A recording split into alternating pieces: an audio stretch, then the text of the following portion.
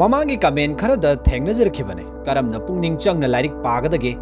lairik pabada mind sina kamdouna lairik to the concentrate tawgadage haribasing asige maramda mayam ngasidi kharada oirabasu khangminnasi matam kuina covid-19 gi issue na maram oiraga school college lairik tamba matam sangna lebluraba matung hausiga muk haunarakpaga iroinana class 10 namadi 12 gi exam su naksilakpana makhagi wafam singa se khara khajik thenglabasu kharada oirabasu satra singda kana gadra khanduna semjabane Punsi Maikegi YouTube channel da Mausagum Mayambu Ahan Mamaktada Taram Loksari. Lairik Pabada Pukning Changna Paba Yana Bamadi, Thabak Amatobada, Pukning Changna Bagidamak, Aikoina Kari Togada Gay, Haibadu Nainadringa, Shatro waiting a Punsida, Soidana Togada Togdankara, Hana khangminnasi. Ahanbada, this is the best training period of life. Quite the Ahanbada Sadras in the Toina Kanba Soibasa, I hakidi Masigi Kudong Sabasina, Aruibani, Amukhana Lak, Laruidabagimatogum, Nuai Tokiba, Harao Tokiba Sin. Adugo makoina matunga masikak amuk khalakan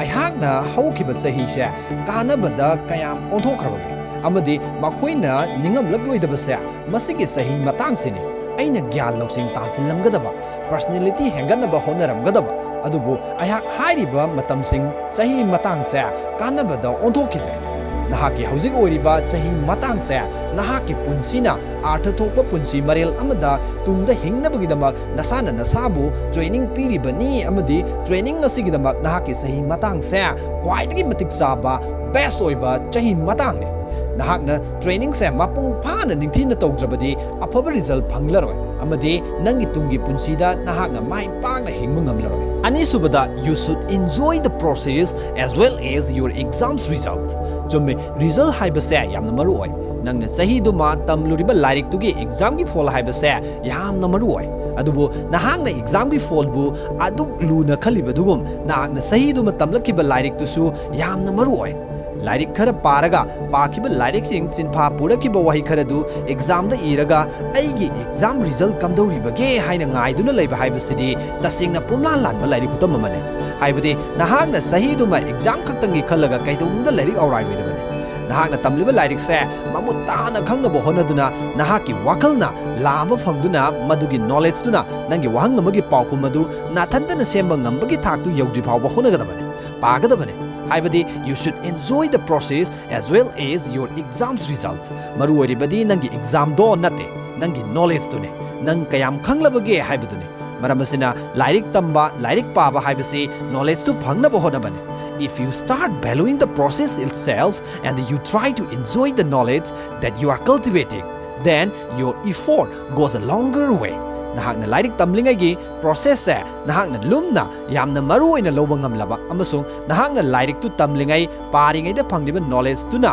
nahakpu nungaibagi thilamba piba ngamlaba aduorabadi nahakna honariba pumbagi mahi tung koina phangma ngamgani haibani ahum subada respect your teacher karigumba kanda kanagumba sacha kharade lairik takpiriba ojabu phagi tawbiba joker oina uba karem kathaina biba aduma gyawe Masigumba ikai khumnadaba thawa sadaba sina maram oiraga ozaduna piriba maruoiba gyalo sing pumbadu lauksinbagi chang watkane khudamoina aikhogi laipak asigi prime minister natraga chief minister amadi BVIP yawba meeting da makhoina wa ngangba matamdakhak thawai hakchang yawna taba aduga grade 4 amana ngangba matamdadi phanayamna kanaba waoidunasu ayamba misingna thawai yawna tadabagum pukning changnadabagum kokta lehugdabagum aikhoina ikai khumnadaba phagi oina uriba Zaduna ngangba takpiba gyal loksing pumba kokta lehoroi maramasina asigumba thawa sadaba sidagi ngakthoknaba aikhoi matam chuppada oza pumnamakpu ikai khumnagadabane satra singi kokta asumna matam chuppada leigadabane madudi mangda leptuna aingonda karigumba khara tambi takpiriba mahaksa subject sigi maramda hanana tamlakraba khang hairaba kayarak honaduna mai paglakhraba mahaktuna hairakkiba tamlakkiba singdu aikhoida amuk khanghaningduna mahaki gyal loksing pumba share tauribani haina khanma ngamlaba aduorabadi nahangna taribo ozadugi lecture pumba nungaina atoppa mahaw amaga loinana loksin mangamgani Houzik akhoi lairik paba amadi thabak ama toubada karamna pukning changba ngamgadage haibadu amu khangminnasi. Ahanbada focus haiba matang sa hek lakpadani houzikan ge satra singna khwaidagi luna lawribase pukning changnaba pambai haibase aikhoi ge muscle gumane haibadi aikhoi na masama ufaba body builder ama oininglabadi chang naina hakchang sajal tawduna gym da chatuna yot sanaba haibase kaman noina khangrabo wafamne asumna aikhoi ge mind asina mahi da pukning changba ngamdaba concentration piba ngamdaba haibase su chang naina hanjin practice tawgadaba mane nahakna lairik hek putokpaga paba haurakpaga ngahak leraga nahaki mindse atoppa wakal amada hekta pukiba haibase haujikanda yamna toina thokpa thodokne nahaki mindsina atoppada hek chatkibaga amuk mangda puthokliba lairik tuda laknaba honagadabane amukasu atoppa wakalda chatke hek torokpa mikupta amuk lairikta lakadabane asumna toina tawduna numit khudingi pangthoktuna nahaki brain da leiriba focus ki neuropathing muscle sing develop tawdabane USA gi journalist amadi maming leiraba author Malcolm Gladwell na asumna hai nahakna hiram amada expert oige hairabadi nahak hiram duda yamdrabada pung listing amadi tambada matam lawgadabane maram asina concentration haibase toina practice tawgadabane amuk anirak follow tawraga ngamdre haiduna kaidawnungda tokthok loidabane hanjin hotnaba tamba practice tawba ma darkar oi matam jangjarabasu masigi mahi nahak soidana fangani pukning changba haibasi nainarakpada ayuk nganna hoduna lairik pana bahona ba haibasi palamdaba yamag yade ayuki matam haibadi nahaki wakalsina karigumbi amata khandringai thengnadringai nahaki mind sina empty oiringai lairik paraba aduga knowledge adu phangba ngamna bahonaraba it goes really deep and your focus is also great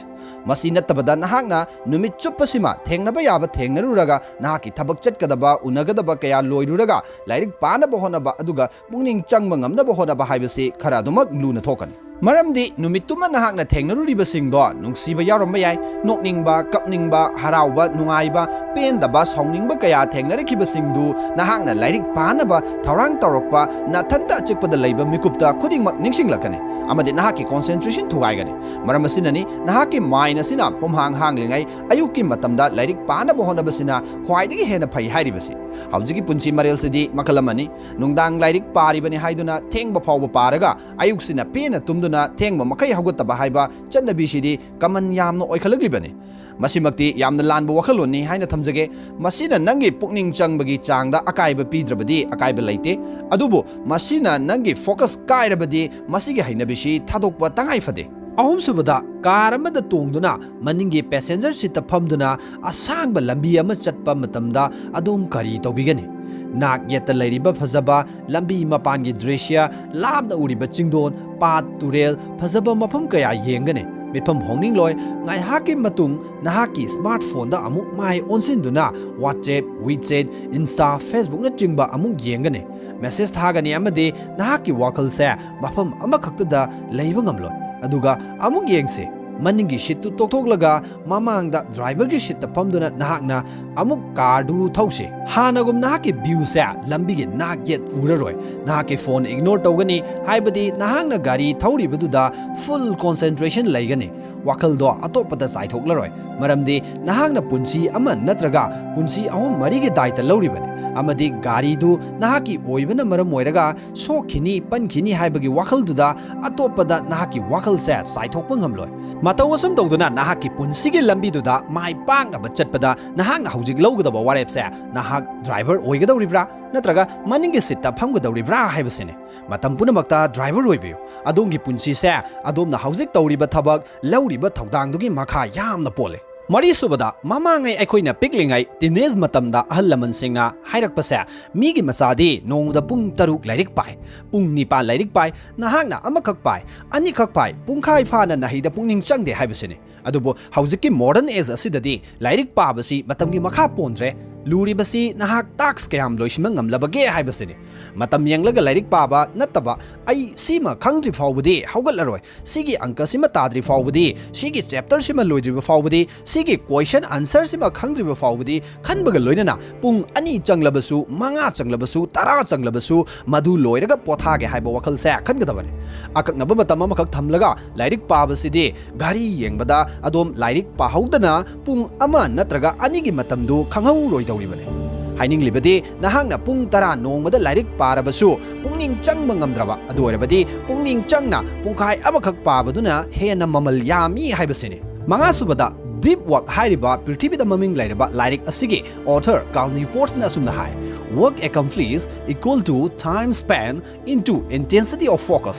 ꯅꯍꯥꯛꯅ ꯂꯥꯏꯔꯤꯛ ꯄꯥꯕꯗ ꯆꯪꯂꯤꯕ ꯃꯇꯝꯗꯨꯒ ꯅꯍꯥꯛꯅ ꯀꯌꯥꯃꯨꯛ ꯌꯥꯝꯅ ꯄꯨꯛꯅꯤꯡ ꯆꯪꯅ ꯂꯥꯏꯔꯤꯛꯇꯨ ꯄꯥꯕ ꯉꯝꯂꯤꯕꯒꯦ ꯍꯥꯏꯕꯁꯤꯒ ꯑꯅꯤꯁꯤꯒꯤ ꯄꯨꯔꯤꯅꯕꯁꯤꯒ ꯅꯍꯥꯛꯅ ꯄꯥꯔꯤꯕꯗꯨ ꯀꯌꯥꯃꯨꯛ ꯌꯥꯝꯅ ꯈꯨꯃꯥꯡ ꯆꯥꯎꯁꯤꯟꯅ ꯈꯪꯕ ꯉꯝꯂꯕꯒꯦ ꯍꯥꯏꯕꯁꯤꯒ ꯃꯥꯟꯅꯒꯅꯤ ꯍꯥꯏꯕꯅꯤ꯫ ꯍꯥꯏꯕꯗꯤ ꯅꯍꯥꯛꯅ ꯂꯥꯏꯔꯤꯛ ꯄꯥꯕꯗ ꯊꯥꯗꯔꯤꯕ ꯃꯇꯝꯗꯣ ꯄꯨꯛꯅꯤꯡ ꯆꯪꯅ ꯄꯥꯕꯒ ꯂꯣꯏꯅꯅ ꯆꯠꯃꯤꯟꯅꯕ ꯉꯝꯂꯕ ꯑꯗꯨ ꯑꯣꯏꯔꯕꯗꯤ ꯅꯍꯥꯛ ꯅꯣꯂꯦꯖ ꯍꯦꯟꯅ ꯐꯪꯗꯨꯅ ꯅꯍꯥꯛꯅ ꯄꯥꯔꯤꯕ ꯂꯥꯏꯔꯤꯛꯇꯨ ꯈꯪꯅꯕ ꯍꯣꯠꯅꯕꯗ ꯍꯦꯟꯅ ꯈꯨꯃꯥꯡ ꯆꯥꯎꯁꯤꯟꯒꯅꯤ ꯍꯥꯏꯕꯅꯤ꯫ ꯍꯥꯏꯕꯗꯤ you can complete more and more tasks. Cal ꯅ꯭ꯌꯨꯄꯣꯔꯠꯀꯤ ꯃꯇꯨꯡ ꯏꯟꯅ ꯑꯩꯈꯣꯏꯁꯦ ꯃꯈꯜ ꯑꯅꯤꯗ ꯊꯕꯛ ꯇꯧꯏ, ꯗꯤꯞ ꯋꯥꯛ ꯑꯃꯁꯨꯡ ꯁꯦꯂꯣ ꯋꯥꯛ꯫ ꯗꯤꯁꯇ꯭ꯔꯦꯛꯁꯟ ꯑꯃꯠꯇ ꯌꯥꯎꯗꯅ ꯐꯨꯜ ꯀꯣꯟꯁꯦꯟꯇ꯭ꯔꯦꯁꯟꯒ ꯂꯣꯏꯅꯅ ꯑꯩꯈꯣꯏꯅ ꯂꯥꯏꯔꯤꯛ ꯄꯥꯕ ꯉꯝꯂꯕ ꯅꯠꯇ꯭ꯔꯒ ꯊꯕꯛ ꯑꯃ ꯇꯧꯕ ꯉꯝꯂꯕ, ꯑꯇꯦꯟꯕ ꯃꯇꯝꯗ ꯄꯥꯔꯥ ꯍꯦꯟꯅ ꯈꯪꯕ ꯉꯝꯂꯕ ꯅꯠꯇ꯭ꯔꯒ ꯊꯕꯛꯇꯨ ꯍꯦꯟꯅ ꯈꯨꯃꯥꯡ ꯆꯥꯎꯁꯤꯟꯕ ꯉꯝꯂꯕ ꯃꯗꯨꯕꯨ ꯗꯤꯞ ꯋꯥꯛ ꯍꯥꯏꯅ ꯈꯪꯅꯩ꯫ ꯑꯗꯨꯒ ꯂꯥꯏꯔꯤꯛ ꯄꯥꯔꯤꯉꯩ ꯑꯇꯣꯞꯄ ꯋꯥꯈꯜ ꯈꯜꯂꯕ, ꯐꯣꯟ ꯌꯦꯡꯕ, ꯐꯦꯁꯕꯨꯛ ꯅꯣꯇꯤꯐꯤꯀꯦꯁꯟ ꯆꯦꯛ ꯇꯧꯕ, ꯏꯟꯁꯇꯥ ꯋꯥꯆꯦꯞ ꯌꯦꯡꯂꯕ, ꯑꯇꯣꯞꯄ ꯋꯥꯈꯜ ꯑꯃ ꯂꯥꯛꯁꯤꯟꯗꯨꯅ ꯃꯗꯨꯁꯨ ꯑꯃꯨꯛ ꯈꯟꯕ ꯑꯗꯨꯒꯨꯝꯕ ꯂꯥꯏꯔꯤꯛ ꯈꯨꯄꯥ, ꯊꯕꯛ ꯈꯨꯇꯧ ꯑꯗꯨꯕꯨꯅ ꯁꯦꯂꯣ ꯋꯥꯛ ꯍꯥꯏꯅ ꯈꯪꯅꯩ꯫ ꯍꯧꯖꯤꯛꯀꯤ ꯃꯇꯝꯗ ꯃꯤꯄꯨꯝ ꯈꯨꯗꯤꯡꯃꯛ ꯁꯦꯂꯣ ꯋꯥꯛꯅ ꯍꯦꯟꯅ ꯇꯧꯕꯅ ꯀꯣꯟꯁꯦꯟꯇ꯭ꯔꯦꯁꯟ ꯉꯝꯗꯕꯒꯤ ꯁꯃꯁ꯭ꯌꯥꯁꯤ ꯃꯥꯌꯣꯛꯅꯔꯤꯕꯅꯤ꯫ ꯗꯤꯞ ꯋꯥꯛ ꯉꯝꯅꯕꯒꯤꯗꯃꯛ ꯃꯈꯥꯒꯤ ꯄꯣꯏꯟꯠ ꯃꯔꯤꯁꯤ ꯑꯃꯨꯛ ꯈꯪꯃꯤꯟꯅꯁꯤ꯫ ꯑꯍꯥꯟꯕꯗ ꯁꯤꯡꯒꯜ ꯇꯥꯛꯁꯀꯤꯡ꯫ ꯃꯜꯇꯤꯇꯥꯛꯁꯀꯤꯡ ꯍꯥꯏꯕꯁꯦ ꯑꯦꯛꯁꯇ꯭ꯔꯥꯑꯣꯔꯗꯤꯅꯔꯤ ꯑꯣꯏꯕ ꯃꯤꯑꯣꯏ ꯈꯔꯅ ꯇꯧꯔꯕꯁꯨ ꯑꯩꯈꯣꯏ ꯈꯨꯗꯤꯡꯃꯛ ꯉꯝꯒꯅꯤ ꯍꯥꯏꯕꯗꯤ ꯂꯥꯟꯒꯅꯤ꯫ ꯂꯥꯏꯔꯤꯛ ꯄꯥꯕꯗ ꯄꯨꯛꯅꯤꯡ ꯆꯪꯗꯕꯒꯤ ꯑꯋꯥꯕ ꯃꯥꯌꯣꯛꯅꯔꯤꯕ ꯅꯍꯥꯛꯅ ꯃꯜꯇꯤꯇꯥꯛꯁꯀꯤꯡꯒꯤ ꯋꯥꯈꯜ ꯈꯜꯂꯨꯕ ꯌꯥꯈꯤꯔꯣꯏ꯫ ꯑꯩꯈꯣꯏ ꯃꯤꯑꯣꯏꯕꯒꯤ ꯋꯥꯈꯜ ꯑꯁꯦ ꯇꯥꯛꯁ ꯑꯦꯗꯒꯤ ꯕꯤꯗ ꯂꯥꯛꯄ ꯃꯇꯝꯗ ꯍꯥꯟꯅꯒꯤ ꯇꯥꯛꯁ ꯑꯦꯗ ꯑꯩꯈꯣꯏꯒꯤ ꯃꯥꯏꯟ ꯑꯁꯦ ꯃꯇꯝ ꯀꯨꯏꯅ ꯂꯩꯒꯅꯤ꯫ ꯃꯁꯤꯅ ꯃꯔꯝ ꯑꯣꯏꯔꯒ ꯇꯥꯛꯁ ꯕꯤꯗ ꯄꯨꯛꯅꯤꯡ ꯆꯪꯕ ꯋꯥꯒꯅꯤ꯫ ꯐꯣꯟ ꯊꯥꯡꯒꯠꯇꯨꯅ ꯂꯥꯏꯔꯤꯛ ꯄꯥꯔꯤꯉꯩ ꯅꯣꯇꯤꯐꯤꯀꯦꯁꯟ ꯑꯃ ꯍꯦꯛꯇ ꯌꯦꯡꯕ ꯑꯗꯨꯒ ꯑꯃꯨꯛ ꯅꯣꯇꯤꯐꯤꯀꯦꯁꯟ ꯁꯨꯡꯂꯥꯛꯇ꯭ꯔꯕꯁꯨ ꯐꯣꯟ ꯄꯥꯏꯗꯨꯅ ꯃꯦꯠꯂꯨꯕ ꯍꯥꯏꯕꯁꯤ ꯅꯍꯥꯛꯀꯤ ꯃꯥꯏꯟꯁꯤꯅ ꯅꯍꯥꯛꯁꯦ ꯄ꯭ꯔꯣꯒ꯭ꯔꯥꯃꯤꯡ ꯇꯧꯔꯦ ꯍꯥꯏꯕꯅꯤ꯫ ꯃꯥꯏꯟꯁꯤꯅ ꯅꯍꯥꯛꯄꯨ ꯄ꯭ꯔꯣꯒ꯭ꯔꯥꯃꯤꯡ ꯇꯧꯍꯜꯂꯣꯏꯗꯕꯅꯤ, ꯅꯍꯥꯛꯅ ꯑꯣꯏꯅ ꯃꯥꯏꯟꯁꯦ ꯄ꯭ꯔꯣꯒ꯭ꯔꯥꯃꯤꯡ ꯇꯧꯒꯗꯕꯅꯤ꯫ ꯃꯔꯝ ꯑꯁꯤꯅ ꯃꯜꯇꯤꯇꯥꯛꯁꯀꯤꯡ ꯍꯥꯏꯕꯁꯤ ꯇꯣꯛꯊꯣꯛꯂꯒ ꯁꯤꯡꯒꯜ ꯇꯥꯛꯁꯀꯤꯡ ꯇꯧꯅꯕ ꯍꯣꯠꯅꯒꯗꯕꯅꯤ꯫ ꯂꯥꯏꯔꯤꯛ ꯄꯥꯔꯕꯗꯤ ꯂꯥꯏꯔꯤꯛ ꯈꯛ ꯄꯥꯅꯕ ꯍꯣꯠꯅꯒꯗꯕꯅꯤ꯫ ꯑꯅꯤꯁꯨꯕꯗ ꯖꯤꯔꯣ ꯗꯤꯁꯇ꯭ꯔꯦꯛꯁꯟ꯫ ꯔꯤꯁꯥꯔꯆꯔ ꯍꯣꯐꯃꯦꯟ ꯑꯃꯁꯨꯡ ꯕꯣꯝꯁꯇꯔꯅ ꯊꯕꯛ ꯇꯧꯕ ꯃꯤꯑꯣꯏ 250ꯗ ꯊꯤꯖꯤꯜꯂꯤ꯫ ꯍꯥꯏꯔꯤꯕ ꯃꯤꯑꯣꯏꯁꯤꯡ ꯑꯁꯤꯅ ꯃꯈꯣꯏꯒꯤ ꯐꯣꯟꯒꯤ ꯅꯣꯇꯤꯐꯤꯀꯦꯁꯟ ꯑꯁꯦ 50% ꯔꯣꯝꯗ ꯌꯦꯡꯏ ꯑꯃꯗꯤ ꯔꯦꯁꯄꯣꯟꯁ ꯇꯧꯏ꯫ ꯑꯗꯨ ꯑꯣꯏꯔꯕꯗꯤ ꯑꯁꯤꯒꯨꯝꯕ ꯃꯤꯑꯣꯏꯁꯤꯡ ꯑꯁꯤꯅ ꯃꯈꯣꯏꯅ ꯇꯧꯔꯤꯕ ꯊꯕꯛ ꯑꯗꯨꯗ ꯄꯨꯛꯅꯤꯡ ꯆꯪꯕ ꯍꯥꯏꯕꯁꯤ ꯑꯔꯨꯕ ꯑꯃꯅꯤ꯫ ꯃꯔꯝ ꯑꯁꯤꯅ ꯗꯤꯁꯇ꯭ꯔꯦꯛꯁꯟ ꯑꯃꯠꯇ ꯌꯥꯎꯗꯅ ꯊꯕꯛ ꯇꯧꯕ, ꯂꯥꯏꯔꯤꯛ ꯄꯥꯅꯕ ꯍꯣꯠꯅꯒꯗꯕꯅꯤ꯫ ꯑꯍꯨꯝꯁꯨꯕꯗ ꯏꯟꯇꯦꯟꯁ ꯐꯣꯀꯁ꯫ ꯑꯩꯈꯣꯏꯒꯤ ꯋꯥꯈꯜ ꯑꯁꯤꯅ ꯐꯨꯜ ꯀꯣꯟꯁꯦꯟꯇ꯭ꯔꯦꯁꯟꯒ ꯂꯣꯏꯅꯅ ꯍꯥꯏꯕꯗꯤ ꯃꯦꯒꯅꯤꯐꯥꯏꯡ ꯒ꯭ꯂꯥꯁ ꯑꯃꯒꯤ ꯃꯇꯧꯒꯨꯝ ꯊꯕꯛ ꯇꯧꯕ ꯉꯝꯂꯕ, ꯂꯥꯏꯔꯤꯛ ꯄꯥꯕ ꯉꯝꯂꯕ ꯑꯗꯨ ꯑꯣꯏꯔꯕꯗꯤ ꯑꯇꯦꯟꯕ ꯃꯇꯝ ꯑꯃꯗ ꯍꯦꯟꯅ ꯈꯪꯕ ꯉꯝꯒꯅꯤ, ꯇꯥꯛꯁ ꯍꯦꯟꯅ ꯀꯝꯄ꯭ꯂꯤꯠ ꯇꯧꯕ ꯉꯝꯒꯗꯧꯔꯤꯕꯅꯤ꯫ ꯃꯔꯤꯁꯨꯕꯗ ꯑꯦꯛꯁꯇꯦꯟꯗꯦꯗ ꯄꯦꯔꯤꯌꯗ ꯑꯣꯐ ꯇꯥꯏꯝ꯫ ꯑꯩꯈꯣꯏꯅ ꯄꯨꯛꯅꯤꯡ ꯆꯪꯅ ꯂꯥꯏꯔꯤꯛꯁꯤ ꯄꯥꯕ ꯉꯝꯂꯕ ꯑꯗꯨ ꯑꯣꯏꯔꯕꯗꯤ ꯑꯇꯦꯟꯕ ꯃꯇꯝ ꯑꯃꯈꯛ ꯄꯥꯔꯒ ꯑꯃꯨꯛ ꯕ꯭ꯔꯦꯛ ꯂꯧꯕꯒꯤ ꯃꯍꯨꯠ ꯃꯇꯝ ꯍꯦꯟꯅ ꯁꯥꯡꯗꯣꯛꯅ ꯄꯨꯛꯅꯤꯡ ꯆꯪꯕ ꯉꯝꯂꯤꯉꯩ ꯃꯇꯝꯗꯨꯗ ꯈꯪꯍꯧꯅꯕ ꯄꯥꯍꯧꯅꯕ ꯍꯣꯠꯅꯒꯗꯕꯅꯤ꯫ ꯑꯗꯨ ꯑꯣꯏꯔꯕꯗꯤ ꯍꯧꯖꯤꯛ ꯂꯥꯛꯂꯤꯕ ꯋꯥꯐꯝꯗꯤ ꯗꯤꯞ ꯋꯥꯛ ꯉꯝꯅꯕꯒꯤꯗꯃꯛ ꯍꯥꯏꯔꯤꯕ ꯄꯣꯏꯟꯠ ꯃꯔꯤ ꯍꯥꯏꯕꯗꯤ single tasking, zero distraction, intense focus ꯑꯃꯁꯨꯡ ꯑꯦꯛꯁꯇꯦꯟꯗꯦꯗ ꯄꯦꯔꯤꯌꯗ ꯑꯣꯐ ꯇꯥꯏꯝ ꯃꯔꯤꯁꯤ ꯀꯝꯗꯧꯅ ꯄꯥꯡꯊꯣꯛꯀꯗꯒꯦ ꯍꯥꯏꯕꯁꯤꯅꯤ꯫ ꯃꯁꯤꯒꯤꯗꯃꯛ ꯑꯣꯊꯔ ꯑꯣꯏꯔꯤꯕ ꯀꯥꯔꯜ ꯅ꯭ꯌꯨꯄꯣꯔꯠꯀꯤ ꯃꯇꯨꯡ ꯏꯟꯅ ꯗꯤꯞ ꯋꯥꯛ ꯇꯧꯅꯕꯒꯤꯗꯃꯛ ꯃꯈꯥꯒꯤ ꯔꯨꯜꯁꯤꯡ ꯑꯁꯤ ꯁꯣꯏꯗꯅ ꯐꯣꯂꯣ ꯇꯧꯒꯗꯕꯅꯤ ꯍꯥꯏꯅ ꯐꯣꯡꯗꯣꯛꯏ꯫ ꯑꯍꯥꯟꯕ ꯔꯨꯜꯗ ꯋꯥꯛ ꯗꯤꯞꯂꯤ꯫ ꯅꯍꯥꯛꯅ ꯃꯁꯤ ꯈꯜꯂꯛꯄ ꯃꯤꯀꯨꯞꯇ ꯅꯍꯥꯛꯀꯤ ꯑꯀꯣꯏꯕꯗ ꯂꯩꯕ ꯗꯤꯁꯇ꯭ꯔꯦꯛꯁꯟ ꯈꯨꯗꯤꯡꯃꯛ ꯅꯅꯥꯛꯇꯒꯤ ꯂꯥꯞꯅ ꯊꯝꯒꯗꯕꯅꯤ꯫ ꯅꯍꯥꯛꯅ ꯂꯥꯏꯔꯤꯛ ꯄꯥꯒꯗꯧꯔꯤꯕ ꯇꯦꯕꯜ ꯑꯗꯨꯗ ꯃꯣꯕꯥꯏꯜ ꯐꯣꯟ, ꯑꯇꯣꯞꯄ ꯂꯥꯏꯔꯤꯛ, ꯀꯔꯤꯒꯨꯝꯕ ꯃꯈꯜ ꯑꯃꯠꯇꯒꯤ ꯄꯦꯄꯔ ꯑꯃ ꯐꯥꯎꯕ ꯊꯝꯂꯣꯏꯗꯕꯅꯤ꯫ ꯍꯥꯏꯔꯤꯕꯁꯤꯡ ꯑꯁꯤꯅ ꯃꯔꯝ ꯑꯣꯏꯔꯒ ꯅꯍꯥꯛꯀꯤ ꯃꯥꯏꯟ ꯑꯗꯨ ꯃꯐꯝ ꯑꯃꯗ ꯍꯦꯛꯇ ꯆꯠꯈꯤꯕ ꯌꯥꯕꯒꯤ ꯑꯣꯏꯊꯣꯛꯄ ꯂꯩꯒꯅꯤ꯫ ꯃꯁꯤꯒꯤꯗꯃꯛ ꯑꯆꯤꯛꯄ ꯃꯐꯝꯗ ꯂꯥꯏꯔꯤꯛ ꯄꯥꯕ ꯍꯥꯏꯕꯁꯤ ꯌꯥꯝꯅ ꯃꯔꯨꯑꯣꯏ꯫ ꯆꯤꯛꯂꯤꯕ ꯃꯈꯩ ꯅꯍꯥꯛꯅ ꯄꯨꯛꯅꯤꯡ ꯆꯪꯕꯒꯤ ꯆꯥꯡ ꯍꯦꯟꯒꯅꯤ, ꯋꯥꯈꯜ ꯊꯣꯛꯀꯅꯤ, ꯅꯪꯒꯤ ꯃꯥꯏꯟꯁꯤ ꯄ꯭ꯔꯗꯛꯇꯤꯕ ꯑꯣꯏꯒꯅꯤ꯫ J.K. ꯔꯣꯂꯤꯡꯅ 2007ꯗ ꯍꯦꯔꯤ ꯄꯣꯇꯔꯒꯤ ꯑꯔꯣꯏꯕ ꯄꯥꯔꯠ ꯏꯕ ꯃꯇꯝꯗ ꯃꯥꯒꯤ ꯐꯦꯃꯤꯂꯤꯗꯒꯤ ꯇꯣꯉꯥꯟꯕ ꯃꯐꯝ ꯍꯣꯇꯦꯜ ꯑꯃꯗ ꯂꯩꯗꯨꯅ ꯏꯈꯤꯕꯒꯤ ꯋꯥꯔꯤ ꯂꯩꯔꯤꯕꯅꯤ꯫ ꯃꯍꯥꯛꯅ ꯍꯥꯏ, ꯍꯨꯏꯅ ꯈꯣꯡꯕ, ꯑꯉꯥꯡꯅ ꯀꯞꯄ, ꯂꯥꯡꯕ, ꯇꯤꯚꯤꯒꯤ ꯃꯈꯣꯜ, ꯃꯣꯕꯥꯏꯜ ꯐꯣꯟꯁꯤꯡ ꯑꯁꯤꯅ ꯄꯨꯛꯅꯤꯡ ꯆꯪꯒꯗꯕꯗꯒꯤ ꯀꯥꯏꯍꯜꯂꯤ ꯑꯃꯗꯤ ꯋꯥꯈꯜ ꯊꯣꯛꯍꯟꯗꯦ꯫ ꯑꯅꯤꯁꯨꯕ ꯔꯨꯜ, embrace boredom. ꯀꯅꯥꯒꯨꯝꯕ ꯈꯔꯅ ꯈꯜꯂꯤ ꯗꯤꯁꯇ꯭ꯔꯦꯛꯁꯟ ꯑꯃꯗꯤ ꯀꯣꯟꯁꯦꯟꯇ꯭ꯔꯦꯁꯟ ꯑꯅꯤꯁꯦ ꯑꯄꯥꯝꯕ ꯃꯇꯝ ꯑꯃ ꯍꯦꯛꯇꯗ ꯏꯔꯥꯏ ꯂꯥꯏꯅ ꯁ꯭ꯋꯤꯆꯤꯡ ꯇꯧꯕ ꯌꯥꯏ, ꯍꯥꯏꯕꯗꯤ ꯑꯣꯟꯊꯣꯛ ꯑꯣꯟꯁꯤꯟ ꯉꯝꯒꯅꯤ ꯍꯥꯏꯕꯅꯤ꯫ ꯃꯁꯤꯃꯛꯅ ꯂꯥꯏꯔꯤꯛ ꯄꯥꯔꯤꯉꯩ ꯇꯧꯒꯅꯨ ꯍꯥꯏꯕ ꯀꯌా ꯇꯧꯗꯨꯅ ꯁꯤ ꯈꯛ ꯇꯧꯕꯕꯨ ꯉꯥꯏꯍꯥꯛ ꯂꯩꯔꯒ ꯑꯃꯨꯛ ꯀꯣꯛ ꯄꯥꯔꯒ ꯂꯣꯏꯔꯦ ꯍꯥꯏꯅ ꯏꯔꯥꯏ ꯂꯥꯏꯅ ꯈꯜꯂꯤꯕꯅꯤ꯫ Masimakti aranba attitude ne. Amuktang bu nahaki brain asi distraction maram moiraga concentration kairaba madudoina nahaki mindset satkigani. Haibadi mobile phone gi kanadaba notification mayam do yengduna madom lomda wakal londo satkigani. Notification laktaba phawbada adumak mobile duda oina mai onsin khikadoribani. Matang asida kalnu reports na asumna hai. Mathakta panjakhriba adugumna nahaki mind aduna atoppa mafam amada chalurabasu amuk nahangna paramliba lairik para aduda hanjinna pana bo honagadabani. Asumna hanjin tawduna distracting resulting muscle sing adu build up tawgadabani. Waraklaba matamda ngahak pothaba matamdasu wakhan langphai chalanba yaba potsasingdagi lamna laigadabani. Rule number 3. Quit social media. Rule asimadi hauziki matamda yamna aruba amane aduga masi haigaduriba aihaksesu angahau tagaduribani. Adubu wafam asi aihakna haibamakti nachade. Deep work hairiba Carl Newport's Lairik aduda author aduna piriba suggestion adu support tawjaboina haijabani. Facebook, Insta amadi YouTube ki kanadaba notification sing check touba aduga notification laktaba phawbada matam lenaba social media changduna yengbada pungkhai pungama haukiba kaidongda khanghoroi. Maramasina aikoina munna nainagadabase karigumba pochak ama nahakna sizinaba matamda madudagi phangliba kanaba amadi mangjaba anise sangdamduduna yengbada mangjaba na helabadi madu kaidongda sizinaroi masi khangnaba changeng ama adumak pangthokpa yai numit kuntrani nahakna social media sizinadana lebiyo madugi matung wahang anikhak hangbiyo numit kuntrani asida aingonda mangjaba kari leikibage aduga kanaba sina karino amadi aina social media sizinadabada kana da kari mangjaba lehenbage ishamaksu hairiba changing asi ishamakta pangthoktuna 5 days alternatively Facebook uninstall tawduna changing asi pangthoktuna yengbada kanabana hena phange negative oiba e pau kya dagi laptop ngami matam hena phangle minus hena productive oi general oina internet marketing tawriba haibadi Facebook ki kuthangda lalolitik tawriba kangbu dakhak nattana Facebook sizinabana satra singidamakadi mangjabana hel. The final one, the most important thing in your life to concentrate in your study is make a goal and to give a desire and making a target. Aroibada nahakna pungning changna lairik paba ngamnabagidamak khwaidagi maroiba nahakna tawgadabase goal ama thambadu apamba ama sembaduni target ama tawbadu natanta hangjo aihangna lairik pagadoribasi karigino nahak registan gi marbhumi ne ikoi koisinba mafam amada laire haina khallu aduga lambi lamang nakre nongma haukhre nini su haukhre yaklaba nungsa maraktuda thourangbana langtaknare maikai mari laingoina pungkoi koisinliba tanjaduda nahak isingdi thambu thamkhraga i fawba thakpa ngamkhini asomda nahak lairik paningbagi aram thorangba ama nahak thamoi manungda mai hauna chakhalaknaba apama ama phawngadabani karamna phawnngani khallo punna khallo kanaguma kharana magi ngaihaki apamba nungaiba du phangnaba thabak adu panthokani aduga khara amana mahaki thamoida phawriba chaina adu nathainabagidamak punsigi pandam adu phangnaba awaba mapaidu mayoknagani amadi madu punsigi tangkak amani khanna accept tawani khudam oina nangonda option ani khak pire ahanbada nangna nungaiba nangna pamna yengadaba YouTube video ama utle aduga amana nangna hainadaba subject ama namangda puthoktuna paw hai karamba choose tawani obviously YouTube video soidana yenge harakan nuaibado pamgani awaba nuaitabado thadoke haigani but remember nahaki punji sengbadoribadi awaba nuaitaba thabukdunani awaba kaya khanglaba matung nahaki nuaibagi mikuptu thenggadoribani no pain no gain maramasena nahaki pandamduni luribadi pandamsi karino pandamdu phangnaba nahak kaidobata pandamdu phangnaba natra nahakna hinggadoribase nahakna mi oina poktuna hinglibasigi maram madu oifam thoktabra pandamadu phangnabagidama maikai amakhaktada nahaki wakal asina kanpham thoktabra madu khak nahaki kok asida laifam thoktabra you should control your mind diverting from any other thoughts that is why you should have your goal pandam dubu leiraba nahaki brain da leiriba power pumba pandam adu ki direction amakhaktangda focus tawrakpa mikuptudani nahakna mai pakadoribase nahakna pungning changlakadoribadusu nahaki pandam dudagine always think to achieve your goal I have to do something.